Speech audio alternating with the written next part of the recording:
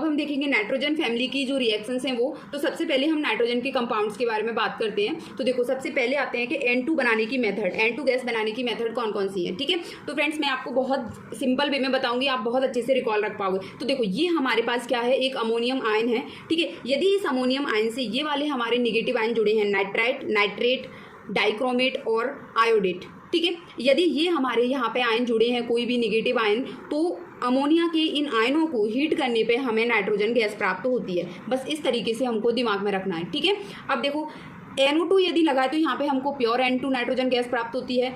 NaNO3 लगाए तो friends हमको पहले डायरेक्ट N2 नहीं मिलती है, पहले हमको N2O मिलता है, फिर देन इसको फर्दर हीट करते हैं तो N2 गैस मिलती है। ठीक है, डाइक्रोमेट से कराते हैं तो हमें क्या मिलता है, N2 गैस मिलती है जो कि N2 गैस कलरलेस होती है, और इसके साथ साथ Cr2O3 मिलता है जो कि ग्रीन कलर का होता है। ठीक है, आयोडेट आयन से कराएंगे तो इससे नाइट्रोजन गैस ही प्राप्त होगी। ठीक है, कुछ नहीं, जो थोड़ी थोड़ी चेंज थे वो मैंने सेपरेट कर दिए यहाँ पे।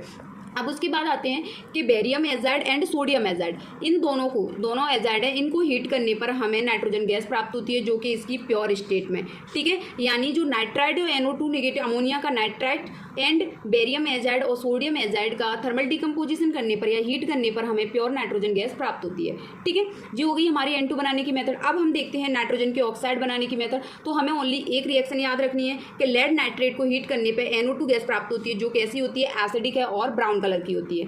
ठीक है, कैसी है, एसिडिक है और ब्राउन कलर की है। ठीक, अब आते हैं HNO3 की रिएक्शन यानी नाइट्रिक एसिड की रिएक्शन। तो देखो सबसे पहले हम HNO3 किससे बनाते हैं, तो फ्रेंड्स मेजर स्टेज पे हम ओस्टवाल्ड प्रोसेस से ही अपना HNO3 की प्रिपरेशन करते हैं। कैसे करते हैं, अमोनिया की रिएक्शन ऑक्सीजन से कराते हैं तो हमें पहले NO प्राप्त होता है। क्या प्राप्त होता है, NO। देन NO की फर्दर ऑक्सीजन से रिएक्शन कराते हैं तो NO2 प्राप्त होता है। देन NO2 की फर्दर वाटर से रिएक्शन कराते हैं तो हमको HNO3 प्राप्त होता है। ठीक है, इस तरीके से हैबर विधि से ओस्टवाल्ड प्रोसेस से हम HNO3 बना लेते हैं। ठीक, यानी अब हम माने अपन ने HNO3 नाइट्रिक एसिड बना लिया। अब नाइट्रिक एसिड की हम रिएक्शंस देखेंगे। ठीक है, तो देखो सबसे पहले नाइट्रिक एसिड की रिएक्शन है वाटर से। तो वाटर यहाँ पे काय का काम करेगा, तो फ्रेंड्स देखो ये यहाँ पे क्या है, स्ट्रॉन्ग एसिड का काम करेगा। ठीक है ना, ये क्या करेगा, अपना H+ देगा और वाटर क्या कर रहा है, गेन करेगा। तो जो H+ देता है वो एसिड होता है, यानी यहाँ पे HNO3 एसिड का काम कर रहा है और वाटर क्या है, बेस का काम कर रहा है। इन दोनों के बीच में एसिड बेस रिएक्शन हो रही है, नाइट्रेट आयन बन रहा है और ये क्या है, हाइड्रोनियम आयन बन रहा है। ठीक, अब उसके बाद आते हैं फ्रेंड्स कि देखो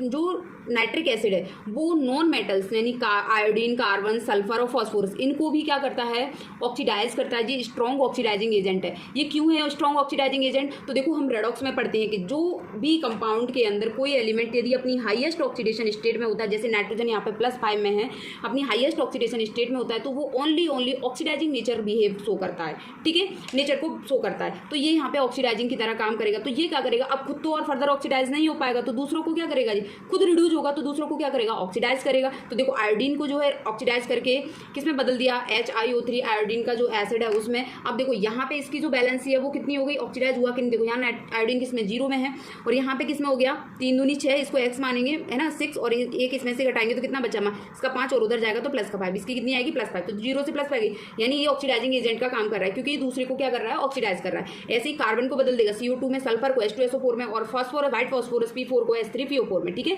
NO2 गैस देगा और वाटर देगा। ठीक, अब आते हैं फ्रेंड्स किस पे, कि मेटल पे। तो मेटल पे इसकी जो रिएक्टिविटी होती है वो डिफरेंट तरीके से होती है। तो देखो कंसंट्रेट HNO3 जिंक से रिएक्शन करे चाहे कॉपर से रिएक्शन करे, हमेशा सेम गैस देगा, वो है NO2 गैस। ठीक है, और मेटल के नाइट्रेट बनाएगा। अब आती है डाइल्यूट HNO3 की बात। तो डाइल्यूट HNO3 क्या करता है, जिंक से रिएक्शन करके N2O देता है और कॉपर से रिएक्शन करके NO देता है। इसको याद कैसे रखना है, तो देखो जिंक में ये 2 जैसा बन रहा है, यहाँ पे ये 2 बन रहा है, वैसे समझ लो N2 में यहाँ 2 आएगा। ठीक, ऐसे आप याद रख सकते हो क्योंकि इन दोनों में कन्फ्यूजन होता है बहुत ज़्यादा। ठीक, फिर आते हैं कि देखो ये क्या है, सुक्रोज है हमारा। सुक्रोज पे यदि हम नाइट्रिक एसिड की रिएक्शन कराते हैं तो हमें क्या प्राप्त होता है, ऑक्जेलिक एसिड प्राप्त होता है। क्या प्राप्त होता है, ऑक्जेलिक एसिड प्राप्त होता है। जो ऑक्जेलिक एसिड है हमको ध्यान रखना है। अब बात आती है फ्रेंड्स, देखो कुछ मेटल होती हैं जिन्हें कहते हैं नोबल मेटल, जैसे गोल्ड और प्लेटिनम। ठीक है, क्या, गोल्ड और प्लेटिनम, और एक और होती है Ag सिल्वर। ठीक है, तो ये होती हैं, इन पे HNO3 जो है रिएक्शन नहीं करता है, तो उसके लिए हमें क्या करना पड़ता है, माने जो HNO3 है वो इन मेटल को क्या है, इनको ऑक्सीडाइज नहीं कर पाता है, तो फिर हमें एक अदर सॉल्यूशन बनाना पड़ा, उसे कहते हैं हम क्या, एक्वा रेजिया। क्या कहते हैं, एक्वा रेजिया, जिसके अंदर 1 मोल HNO3 का 1 मोल और 3 मोल HCl के मिला, यानी 1:3 के रेशो में हमने इसको मिक्स किया और ये बन गया एक्वा रेजिया, जिसमें 3 पार्ट जो होते हैं HCl के होते हैं, 1 पार्ट HNO3 का होता है, ये मिलके बनाते हैं एक्वा रेजिया। इस तरीके से क्वेश्चन आता है कि 3 पार्ट HCl और 1 पार्ट HNO3 मिलके क्या बनाते हैं, एक्वा रेजिया बनाते हैं, ठीक है, जो कि इन नोबल मेटल को भी क्या कर देते हैं, ऑक्सीडाइज कर देते हैं। तो इस तरीके से ये क्या बनाएंगे, AuCl4 है ना, नेगेटिव NO और H2O। प्लेटिनम का क्या है, PtCl6 2 नेगेटिव NO और H2O, ठीक है। और इसके साथ साथ फ्रेंड्स एक और 2 एलिमेंट्स आते हैं, जैसे मैं यहाँ बताती हूँ इसको, क्रोमियम एंड एल्यूमिनियम, इन पर भी HNO3 रिएक्शन नहीं करता है। क्रोमियम एंड एल्यूमिनियम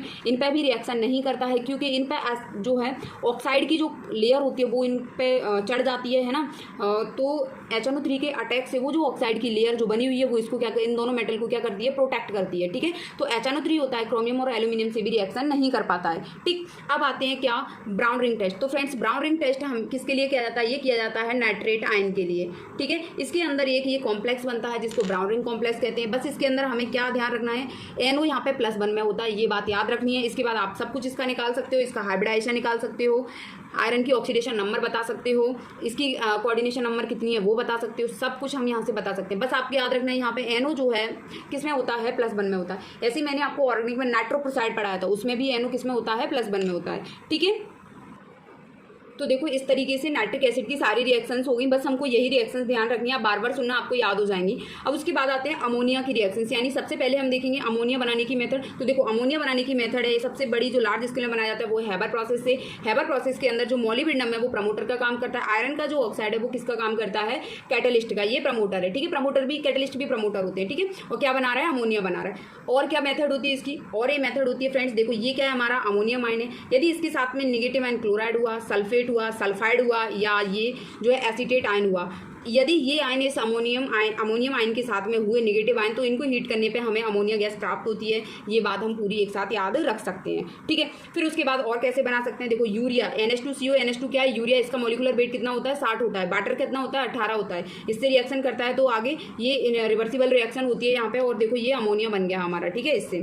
फिर उसके बाद आता है कि अमोनिया देखो वाटर से रिएक्शन करके क्या बनाता है, तो फ्रेंड्स देखो अमोनिया जो है यहाँ पे वाटर से रिएक्शन करके अमोनियम आयन और OH नेगेटिव बनाता है, यानी यहाँ क्या कर रहा है, H+ कौन दे रहा है, वाटर दे रहा है, यानी वाटर काय का काम कर रहा है यहाँ, एसिड का, और अमोनिया काय काम करता है, बेस का, तो एसिड बेस रिएक्शन हो रही है यहाँ पे, ठीक है। इस तरीके से पूछता है कि वाटर से वाटर किसका काम करेगा, तो यहाँ पे वाटर एसिड का काम करता है। जब मैंने बताया कि आपको देखो HNO3 की रिएक्शन जब मैंने आपको बताई थी यहाँ पे, देखो ये वाली, ठीक है, वाटर की, तो यहाँ पे HNO3 का काम कर रहा था, एसिड का काम कर रहा था, और वाटर किसका काम कर रहा था, बेस का काम कर रहा था, ठीक है, ये हो गए। अब उसके बाद देखते हैं, देखो अब हम देखते हैं अमोनिया का जो हाइड्रोक्साइड है, यानी अमोनियम हाइड्रोक्साइड, ये जो है कुछ मेटल के जो साल्ट होते हैं उनसे रिएक्शन करके कुछ सॉल्युबल कंपाउंड बनाते हैं, यानी कुछ प्रेसिपिटेट बनाते हैं, ठीक है। तो देखो ये एक्वस जिंक सल्फेट का एक वो है सॉल्यूशन है जिसके अंदर अमोनियम हाइड्रोक्साइड पास किया, तो हमें एक जिंक हाइड्रोक्साइड का ये बाइट PPT एक कॉम्प्लेक्स प्राप्त हुआ, ठीक है। क्या प्राप्त हुआ, ये कि ये जिंक है ना, बाइट PPT, जिंक हाइड्रोक्साइड का एक कॉम्प्लेक्स जिसे कहते हैं बाइट PPT प्राप्त हुआ, ठीक है। यदि हम आयरन ApCl3 की अमोनियम हाइड्रोक्साइड से कराते तो हमें जिंक माने जंग प्राप्त होती है, ब्राउन PPT प्राप्त होता है ये, ठीक है। तो आपको इस तरीके से ध्यान रखनी ये चीज़ है। फिर देखो हम अमोनिया जो होती है, एक्वस अमोनिया होती है, उसका यूज़ करते हैं कुछ आयनों के डिटेक्शन के लिए। तो देखो हम जैसे किसी सॉल्यूशन के अंदर यदि कॉपर आयन प्रेजेंट है, ठीक है, और उसमें यदि हमने अमोनिया पास की तो हमें वो जो सॉल्यूशन है वो ब्लू कलर का सॉल्यूशन मिल जाएगा, तो हम बता देंगे कि यार उसके अंदर अमोनिया प्रेजेंट है। ब्लू कलर का सॉल्यूशन किसकी वजह से, इस कॉम्प्लेक्स कंपाउंड की वजह से, ठीक है। तो ये कॉम्प्लेक्स कैसे कलर का होता है, ब्लू कलर का होता है, हमको याद रखना है। फिर आता है जैसे किसी सॉल्यूशन में सिल्वर प्रेजेंट है कि नहीं, जो कि बाइट PPT के रूप में प्रेजेंट है, तो हम इसको देखेंगे, यदि अमोनिया पास किया तो वो जो बाइट PPT जो सॉल्यूशन था बाइट PPT व्हाइट कलर का, वो क्या हो जाएगा, कलरलेस हो जाएगा इस कॉम्प्लेक्स के बनने की वजह से। तो इस तरीके से हम डिटेक्शन कर लेते हैं कि यार उसके अंदर सिल्वर आयन प्रेजेंट है कि कॉपर आयन प्रेजेंट है या क्या प्रेजेंट है, ठीक। फिर उसके बाद आता है फ्रेंड्स अमोनियम आयन पढ़ रहे थे हम इतनी देर से, तो देखो अब हम देखते हैं अमोनियम आयन का टेस्ट कैसे करते हैं। तो फ्रेंड्स अमोनियम आयन का टेस्ट किया जाता है नेस्लर रिएजेंट से, नेस्लर्स रिएजेंट से। नेस्लर रिएजेंट क्या होता है, K2HgI4KOH है ना, इसकी रिएक्शन अमोनिया से कराते हैं तो हमें एक जो है ब्राउन PPT प्राप्त होता है जिसे कहते हैं मिलेंस बेस, क्या मिलेंस बेस कहते हैं, ठीक है। ये अमोनियम आयन के डिटेक्शन का टेस्ट है। तो बात आती है अमोनियम आयन के डिटेक्शन में कौन से रिएजेंट का यूज़ किया था, वो है नेस्लर रिएजेंट, याद रखना है, ठीक है। अब हम चलते हैं फॉस्फोरस की रिएक्शन पे। देखो फॉस्फोरस का पहला कंपाउंड आता है फॉस्फिन, तो हम सबसे पहले फॉस्फिन बनाने की मेथड देखेंगे, ठीक है। तो देखो फॉस्फिन कैसे बनाते हैं, व्हाइट फॉस्फोरस की रिएक्शन हम यदि बेस से कराते हैं तो हमें फॉस्फिन गैस प्राप्त होता है और सोडियम हाइपोफॉस्फाइड प्राप्त होता है, ठीक है। अब देखो फॉस्फिन की कुछ कैरेक्टरिस्टिक आपको याद रखनी, क्योंकि ये क्वेश्चन में यूज़ करता है। तो देखो फॉस्फीन जो है रॉटन फिश स्मेल होती है, यानी सड़ी हुई मछली की गंध होती है इसमें। जैसे मछली सड़ जाती है ना, वैसी गंध आती है फॉस्फीन जहाँ पे प्रेजेंट होती है या जहाँ रिलीज होती है वहाँ से, ठीक है। ये कलरलेस होती है, हाईली पॉइजनस होती है, ठीक। तो ये तीनों कैरेक्टरिस्टिक इसकी याद रखनी है। फिर आते हैं कि अब फॉस्फीन को और कैसे बनाते हैं। तो एक तो व्हाइट फॉस्फोरस की बेस से रिएक्शन करके बनाते हैं। अनोदर है कि कैल्शियम फॉस्फाइड की रिएक्शन यदि हम वाटर से कराते हैं तो हमें फॉस्फीन प्राप्त होता है, कैल्शियम हाइड्रोक्साइड। यदि HCl से कराते हैं तब भी फॉस्फीन प्राप्त होता है, लेकिन यहाँ पे कैल्शियम का क्लोराइड प्राप्त होता है, ठीक है। अब आती है फ्रेंड्स क्या बात, के देखो फॉस्फीन जो है यदि प्योर स्टेज में, कैसा है प्योर स्टेज में, तो फ्रेंड्स ये फॉस्फीन प्योर स्टेज में नॉन इन्फ्लामेबल होता है, यानी वो ज्वलनशील नहीं होता, यानी हमें जलता हुआ दिखाई नहीं देगा, ठीक है। लेकिन यदि इसके अंदर इम्प्योरिटीज़ प्रेजेंट है, जैसे फॉस्फीन के अंदर P2H4 या P4 की इम्प्योरिटीज़ प्रेजेंट हैं, तो वो क्या होगा, इन्फ्लामेबल होगा, यानी उसे थोड़ा सा भी आग पकड़ने पर वो जलने लगेगा, क्या फॉस्फीन, ठीक है। तो अब हम क्या करते हैं कि जब इम्प्योरिटीज़ प्रेजेंट है तो इसको क्या करेंगे, हम प्योर करेंगे। तो देखो तो क्या हुआ, हमने क्या देखा कि प्योर जो फॉस्फीन है वो नॉन इन्फ्लामेबल होता है, अज्वलनशील होता है, लेकिन इम्प्योर जो फॉस्फीन है वो इन्फ्लामेबल होता है। किसकी वजह से, P2H4 और P4 की इम्प्योरिटीज़ की वजह से, ठीक है। अब हम इन इम्प्योरिटीज़ को एब्जॉर्ब करवाएंगे, रिमूव करेंगे। तो रिमूव करते हैं HI की रिएक्शन करा के, HI की रिएक्शन कराते हैं तो HI इन इम्प्योरिटीज़ को क्या कर लेता है, एब्जॉर्ब कर लेता है और क्या बनाता है, PH4I, ठीक है। PH4I फिर इसकी रिएक्शन बेस से कराते हैं, बेस कुछ भी हो सकता है, KOH NaOH है ना, मैंने यहाँ पे KOH लिया है क्योंकि NCERT में भी KOH दिया है। तो फिर हमें प्योर फॉस्फीन प्राप्त होती है, क्या होती है, प्योर फॉस्फीन प्राप्त होती है, ठीक है। अब हम देख लेते हैं फॉस्फीन की रिएक्शन। तो फ्रेंड्स देखो फॉस्फीन जो है कैल्शियम सल्फेट पे क्या हो जाता है, एब्जॉर्ब हो जाता है ना, वो सॉरी कॉपर सल्फेट के साथ, तो ये बनाता है कॉपर का फॉस्फाइड। मरकरी क्लोराइड पे भी एब्जॉर्ब हो जाता है तो मरकरी का फॉस्फाइड बनाता है, ठीक है। और ये HBr माने फॉस्फीन जो है एसिड से रिएक्शन करके PH4Br बनाता है, यानी ये कौन सी रिएक्शन हुई, देखो इसने क्या दिया, H+ दिया अपना और इसने इसको गेन किया, तो ये यहाँ पे हो गई एसिड बेस रिएक्शन। कौन सी हो गई, एसिड बेस रिएक्शन, ठीक है। तो ये हमको ध्यान रखना है। तो ये बना लिया इसने। अब चलते हैं हम फॉस्फोरस के हैलाइड्स पर, जैसे PCl3 और PCl5। तो देखो सबसे पहले हम देखते हैं कि PCl3 कैसे बनाते हैं। तो व्हाइट फॉस्फोरस की रिएक्शन SOCl2 से कराते हैं तो हमको PCl3 मिलता है, ठीक है। यदि हम व्हाइट फॉस्फोरस की रिएक्शन SOCl2 से कराते हैं, माने जी SOCl2 है जी क्या है, SO2Cl2 तो हमको क्या प्राप्त होता है, PCl5। दोनों को कंपैरेटिवली याद रखना है, ठीक है। फिर देखो PCl3 बन गया, अब इसकी रिएक्शन कराते हैं हम वाटर से तो हमको क्या प्राप्त होता है, H3PO3 ऑर्थोफॉस्फोरिक एसिड, ठीक है, और ऑर्थोफॉस्फोरस एसिड प्राप्त होता है। फिर उसके बाद यदि हम यहाँ पे PCl5 की वाटर से क्या कराते हैं तो हमको पहले POCl3 प्राप्त होता है, देन फिर अनदर एक और बार वाटर की रिएक्शन कराते हैं तब हमको H3PO4 प्राप्त होता है, ठीक है। तो इस तरीके से हमको ये दोनों रिएक्शंस याद रखनी है, डायरेक्ट पूछी जा सकती हैं। फिर आते हैं कि हमारे पास जो ऑर्थोफॉस्फोरस था इसको यदि हम हीट करते हैं तो क्या बनता है। तो फ्रेंड्स आपको याद रखना है ये एक डिसप्रपोर्शनेशन रिएक्शन है, डिसप्रपोर्शनेशन रिएक्शन है, ठीक है। कैसे, देखो इसमें फॉस्फोरस किस में है, इसको X मान लो, 3 दूनी 6, 6 से इस किस में चला जाएगा, 3 इसमें से घट जाएंगे तो कितना बचेगा, प्लस माइनस का 6 उस तरफ जाएगी +3 हो गया, ठीक है।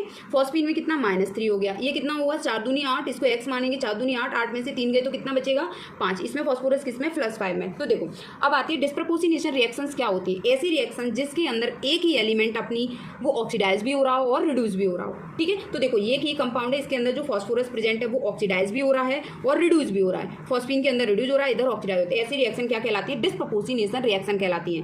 रेडॉक्स रिएक्शंस नहीं कहते इनको। रेडॉक्स क्या होती है कि जिसके जो दो डिफरेंट कंपाउंड होते हैं जिनके अंदर क्या होता है, एक ऑक्सीडाइज होता है एक रिड्यूस होता है, ठीक है। तो उसे पूरी को कहते हैं क्या, रेडॉक्स रिएक्शन। ये हुई डिस्प्रपोर्शनेशन रिएक्शन, ठीक।